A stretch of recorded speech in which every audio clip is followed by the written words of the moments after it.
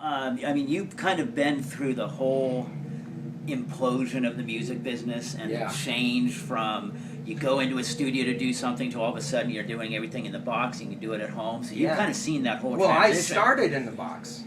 Oh, you actually I was started? already in the box. I Okay. was in the box is the Mac. Yeah. Is your Macintosh. So yeah, we spent $3,000 on a 2-space rack-mounted 1 gigabyte hard drive in 1995, and we thought we were the shit. Back in my day, it was wild, and like we were like, yeah, 4 outs, man. We got 4 outs on our Macintosh. We're gonna go crazy. We couldn't hear anything. We were doing overdubs without knowing what was gonna happen to the other overdubs. And by the end of it, it was like this big, huge mess, and Ben Gross is just sitting there scratching his head like, what the fuck? Did you guys even listen to this before you... It's like, yeah, well, no. No, yeah. We only had 4 outs, and we were too busy, trying to do everything else with those 4 outs, so... Yeah.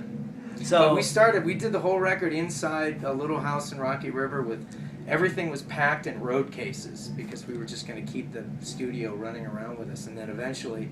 We ended up in Chicago, and Brian left, and then I had Ray DeLeo and Gino Leonardo, and I did most of the writing for that record, but like Gino had come in with some great guitar riffs and stuff like that, and I was like, yeah, that's cool. So there was some stuff with him, but it's always been in the box.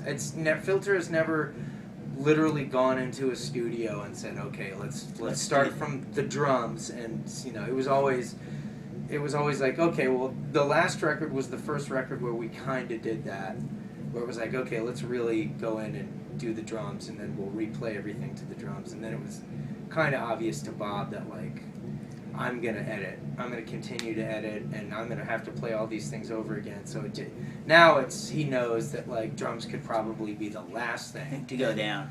In fact, a lot of this new record that we're doing is like it's a lot of drums, it's a lot of drum machine stuff that like you couldn't really even tell if it was real or not. Right.